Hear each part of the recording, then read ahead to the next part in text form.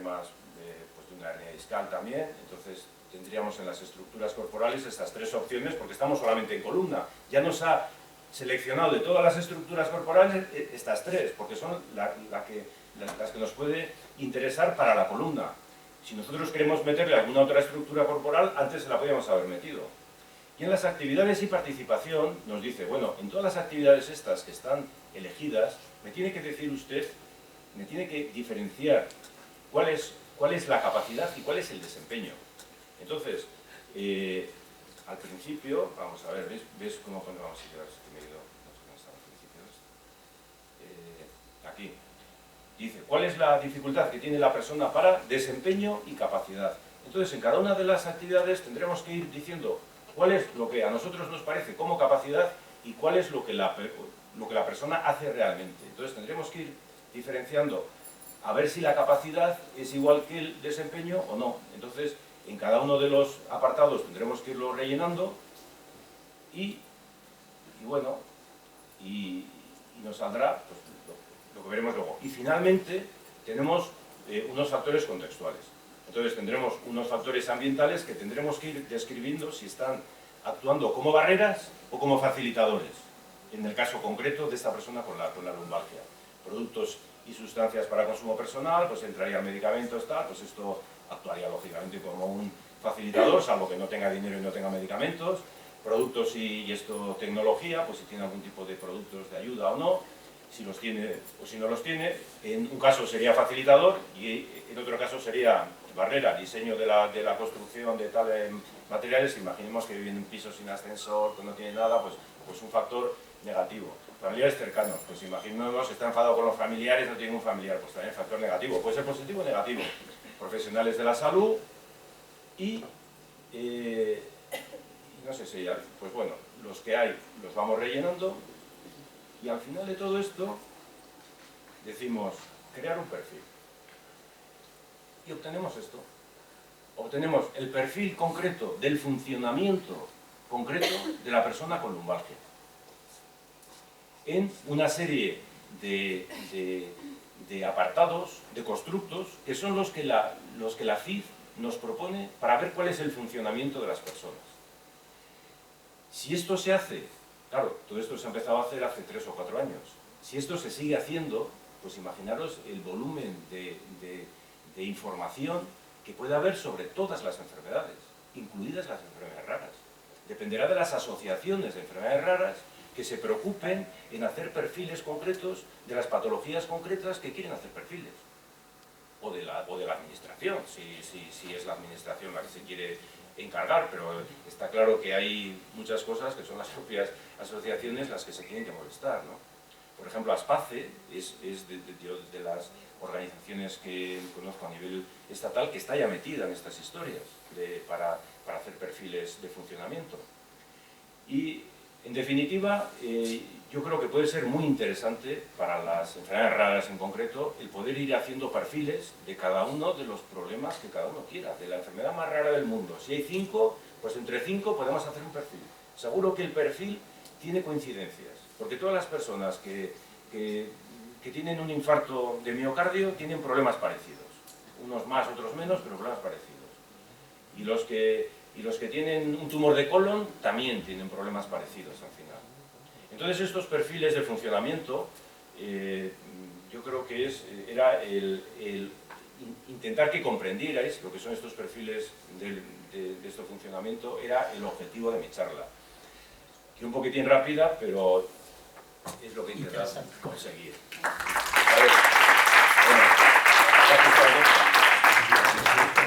Bueno, ahora os va a hablar Tomás, que va a hablar, supongo, conociéndole a él, de la parte un poco más filosófica de la CIF, que también la tiene. La CIF tiene una parte muy técnica y tiene una parte que puede ser bastante áspera en cuanto a entrar en ella, pero tiene también una parte muy bonita, que es una parte sobre lo que son derechos humanos y sobre lo que es un poco la filosofía de la discapacidad, que también es importante profundizar en ella, y en eso es en lo que yo creo que va a profundizar Tomás.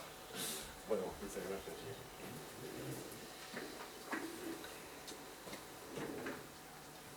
Bueno, perdonadme que no me levante, buenos días, porque creo que las ponencias quedan grabadas y veo la cámara que está estática, aunque sabéis que me gusta habitualmente ponerle calor y cercanía a este mensaje tan importante, ¿verdad?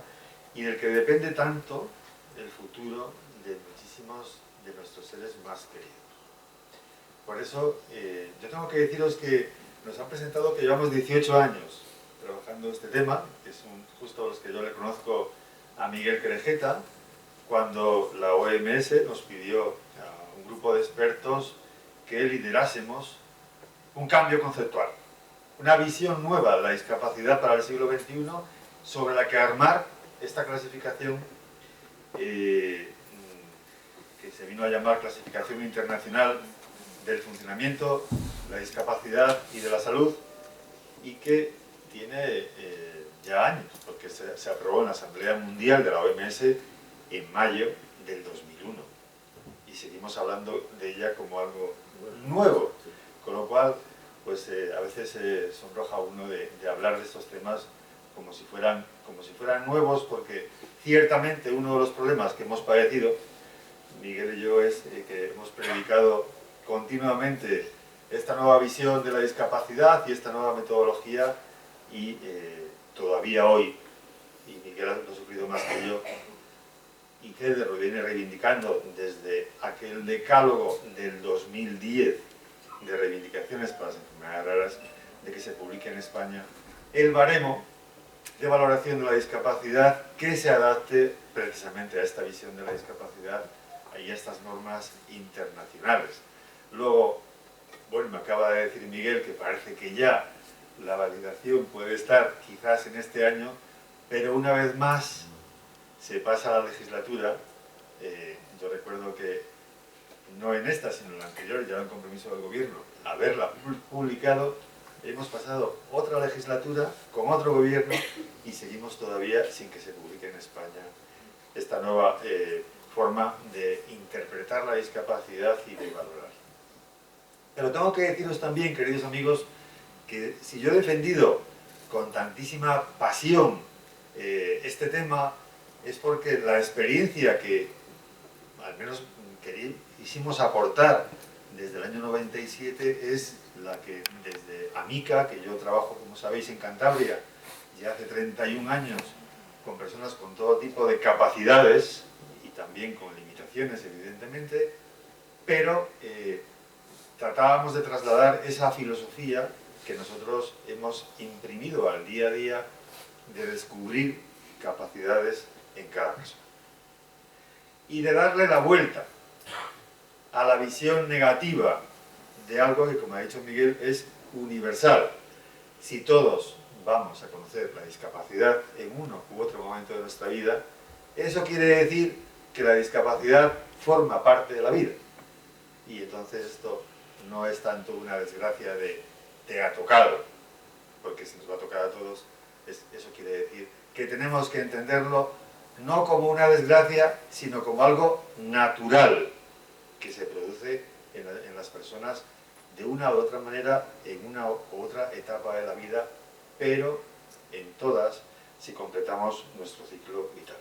Y este punto de partida de la universalidad cambia radicalmente la cultura social en torno a la discapacidad de milenios.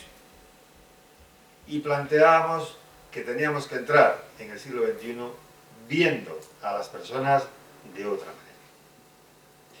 Que es un poco un sentimiento también que muchas familias, muchos padres, muchas madres, después de esa experiencia vital de tener pues que enfrentarse a una enfermedad muy poco conocida, crónica, y que hay que pelear muchísimo para mantener el estado de salud de la persona, además tengamos que pelear con una sociedad que no entiende de esto y que pone barreras, y la primera y más difícil de superar es la psicológica.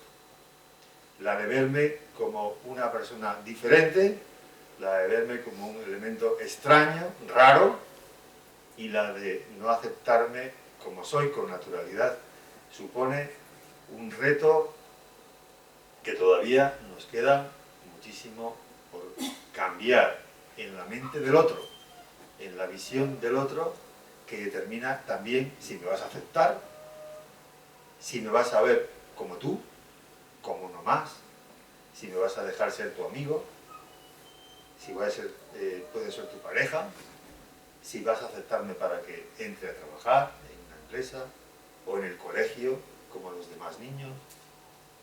Luego, de lo que estamos hablando puede cambiar la vida de las personas en la medida en que logramos cambiar también la mentalidad social y la mirada del otro. Por eso, esta clasificación, desde el principio, lo vimos como una gran oportunidad de cambiar el estado de cosas. Y además partíamos, que es importante saber de dónde venimos, de una clasificación anterior, que todavía se aplica en España, que era una clasificación que veía todo en negativo. La clasificación internacional del año 80, que denominábamos de deficiencias, discapacidades y minusvalías. Y había que empezar a darle la vuelta a esa visión todo negativo para que efectivamente pudiésemos ver a la persona. A la persona primero, a la persona como ser cargado de capacidades. Porque, queridos amigos, todas las personas tenemos capacidades. Y esto es la asignatura que nos queda pendiente todavía. Y a mí, cuando Miguel explica esta nueva metodología, todavía observo, incluso a nivel profesional, que hay quien dice, pero si esto ya lo hacíamos, si esto no parte de algo que revolucione las cosas, que cambie las cosas, y a mí me preocupa que cambiemos el lenguaje, pero sigamos haciendo lo mismo, ¿verdad? Y dentro de la propia CIF hay posibilidades de interpretar de una forma o de otra, puesto que la CIF continúa, el nuevo baremo en España continúa basándose en las deficiencias de la persona, la deficiencia general de la persona. Y creo que es necesario y yo pongo mucho énfasis en esto, mucha carga en esto, para cambiar la mentalidad de todos, familiares, profesionales, instituciones, organizaciones y la propia administración. Tenemos que avanzar hacia una evaluación que aporte igual de importancia a la valoración de las capacidades, que en definitiva parte del funcionamiento que nos ha explicado Miguel, y del entorno. Muchas veces, verdadero culpable de la situación. Insisto, el entorno puede ser muchas veces verdadero culpable de la situación. Porque tradicionalmente nos habíamos dedicado a poner el problema en la persona. ¿Qué le pasa a la persona? ¿Qué trastornos tiene? ¿Qué deficiencias tiene consecuencias de esos trastornos? ¿Qué es lo que no puede hacer? Hemos puesto siempre la carga en la persona. Y no habíamos analizado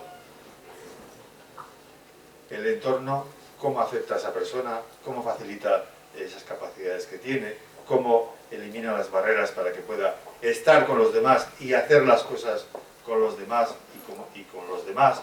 Y esta valoración del entorno a mí me parece que es fundamental. Por eso, la CIF, si la entendemos en toda su dimensión, sí que logramos que se entendiese la discapacidad como una interacción dinámica entre los estados de salud que ha desarrollado muy bien Miguel y los factores contextuales, tanto los ambientales como los personales también. Y dentro del la propia clasificación, en los componentes de funcionamiento y discapacidad, las funciones estructurales, estas que Miguel nos ha explicado, los factores contextuales son sin duda determinantes y se pueden expresar en términos positivos como en términos negativos. Y en este cuadro, que no voy a parar en él, también se puede resaltar esos aspectos positivos como los negativos. Quiere decir que depende de quién se ponga a hacer la valoración y con qué actitud se puede resaltar aspectos positivos o aspectos negativos, y lógicamente el dictamen que se haga puede ser inclinarse hacia unos aspectos o hacia otros y no tanto el equilibrio. Fijaros que en aspectos positivos Miguel precisamente ha resaltado factores corporales, pero también el negativo la deficiencia. El positivo es la actividad, pero también el negativo es las limitaciones de la actividad. El positivo es la participación de la persona, pero lo negativo es las restricciones, lo que no logra hacer la persona. Por suerte, hemos logrado no solamente introducir esto en la clasificación, sino que también hemos logrado introducirlo en la ley. Y la Ley General de Discapacidad en España, de los derechos de las personas con discapacidad y de su inclusión social, que es del 3 de diciembre, Día Internacional de la Discapacidad de 2013, fijaros, define la discapacidad como una situación que resulta de la interacción entre las personas con deficiencias previsiblemente permanentes y cualquier tipo de barreras que limiten o impidan su participación plena y efectiva en la sociedad en igualdad de condiciones con los demás.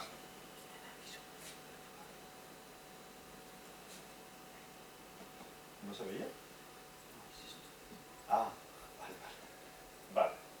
Y fijaros que yo siempre pongo esta imagen que creo que representa la idea clave de la que estamos hablando.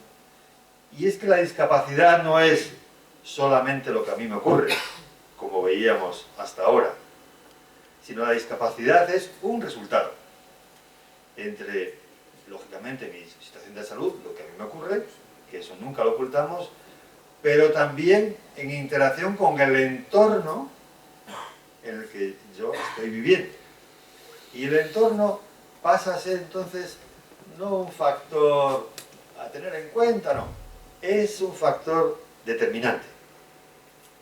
Porque si yo tengo capacidad para trabajar, pero por mi aspecto físico o por una limitación en la movilidad o sensorial, el otro no me ve para emplearme, ¿dónde está el problema? ¿Solamente en mí?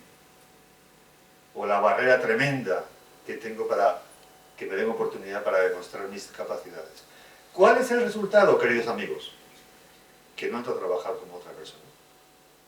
Y eso marca la discapacidad en definitiva.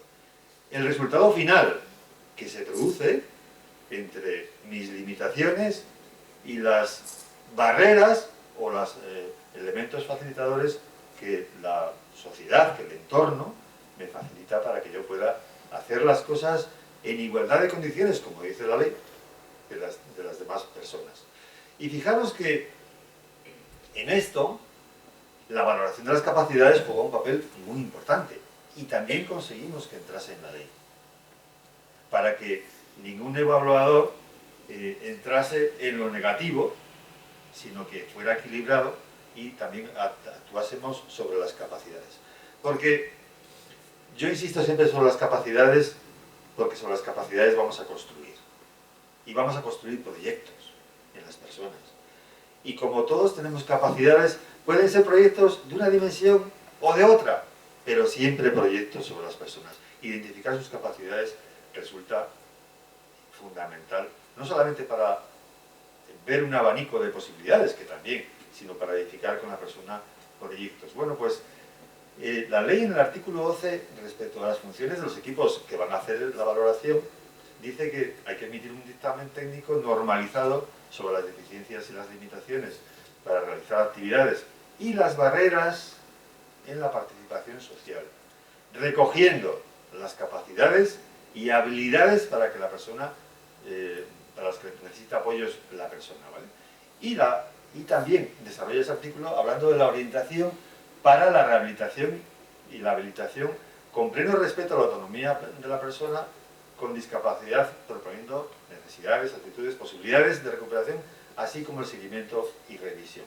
Luego, fijaros que la ley entiende claramente, primero, una visión, un concepto de la discapacidad completamente nuevo. No tiene nada que ver con la LISMI que se publicó en el año 82 y cómo define la discapacidad, cambia radicalmente la visión, ya deja de ser un problema de la persona solamente, para analizar los factores contextuales y las capacidades que tiene la persona que van a determinar que esos factores contextuales se puedan manifestar, puedan ser favorecedores de esas capacidades. Por eso, yo insisto, los factores contextuales son un elemento esencial. Y fijaros, aquí es importante que lo reflexionemos como algo de todos, porque yo siempre defiendo que somos lo que hemos recibido. Desde aprender a lo más elemental que es asearse, vestirse, comer, andar, hablar, pues las personas somos, yo siempre lo he agradecido además, yo soy psicólogo porque mis padres se empeñaron en que estudiara y he recibido toda la información que luego lógicamente pues la desarrollo pues gracias a lo que he aprendido, a lo que otros nos han enseñado, y en nuestra casa nos han enseñado muchas cosas, muchos valores, en la escuela nos han enseñado también, en la universidad, en la vida las personas somos el resultado también y fundamentalmente de lo que hemos recibido. El ser humano, si no recibe toda esa información, todos esos apoyos, al final nuestro comportamiento, y eso está comprobado, es muy primitivo. Esto no es solamente por la discapacidad, es por todos. El contexto, queridos amigos, es fundamental para lo que somos en este momento y lo que hemos llegado a ser, y se lo tenemos que agradecer a otros en gran medida lo que somos. Y somos en gran medida lo que hemos recibido. Por eso, cuando vamos a valorar a la persona no puede decirse solamente, pues tiene un retraso madurativo, por ejemplo, que esto nos pasa en muchos niños y niñas con enfermedades poco frecuentes. Habría que valorar también cómo está el entorno de la persona preparado para que pueda desenvolverse esa persona en él y el apoyo que se puede necesitar para que esas habilidades que tiene que adquirir puedan desarrollarse con completa naturalidad. Y ahí está la clave, una de las claves del asunto. Hasta ahora detectábamos estas limitaciones y el niño o la niña, atención temprana, a recibir apoyos de logopedia, a recibir apoyos de rehabilitación, fisio. ¿Y qué pasa con el entorno? ¿Es que no teníamos nada que modificar en el entorno? Bueno, eso es bastante más difícil porque hay que entrar entonces en la familia. Pues entremos en ese entorno que va a recibir el niño, y hay una gran diferencia de que ese niño nazca en un entorno en el que la familia se le ha informado de que su hijo tiene esa limitación, pero que tiene muchas posibilidades, de que su hijo puede ser feliz. Claro, una familia que la hemos hundido con un diagnóstico de una enfermedad que no entiende qué es, ni las consecuencias que es, pero que sabe que tiene un gran problema, pues luego ver que su hijo no es un niño problema va a costarnos un montón. Y ese es el punto de partida, sin duda, de que cómo se comunica lo que tiene nuestro hijo, las posibilidades, que nosotros podemos hacer mucho, que en realidad de lo que hagamos va a depender también mucho de lo que consiga, y desde luego que podemos vivir esas dificultades de nuestro hijo disfrutando también de él. Fijaros, esto lo que significa, porque muchos hemos pasado por esta situación de depresión, de caerse nuestro mundo, el mundo encima, por cómo nos comunicaron este tema, y sin embargo, ese punto de partida es fundamental. Eso es entorno. La familia somos entorno de la persona. Nuestros amigos, cómo aceptan la enfermedad de nuestro hijo y sus limitaciones, y que no tengamos que ocultarlo, como algunas personas optan por ocultarlo hasta que se pueda, o con vergüenza. Pues, y exponer con naturalidad, y hablar con naturalidad, y pedir que se acepte a nuestro hijo, a nuestra hija con absoluta naturalidad, o al joven que quiere tener amigos y con absoluta naturalidad, pues pretende, lógicamente, tener su círculo de amistades. Bueno, pues como tenemos que construir sobre esas capacidades y haciendo programas para construir sobre esas capacidades, también en la ley, en el artículo siguiente, fijaros, hemos conseguido que se hable de los programas que vienen después de esta valoración en la que se incluye, lógicamente, el reconocimiento de las capacidades de las personas. Y estos programas deben empezar en edades muy tempranas, cuanto antes mejor, basarse en esa evaluación de necesidades que tiene la persona y de capacidades que tiene la persona y las oportunidades que el entorno ofrece o no, de forma que podamos y debemos modificar el entorno. Yo insisto mucho en la modificación del entorno porque a los profesionales, lo tenemos que decir, nos formaron las universidades a rehabilitar a la persona y nadie nos ha enseñado a modificar el entorno. Y aquí tenemos todos una limitación importante. ¿Cómo se hace esto de cambiar las mentalidades de la gente?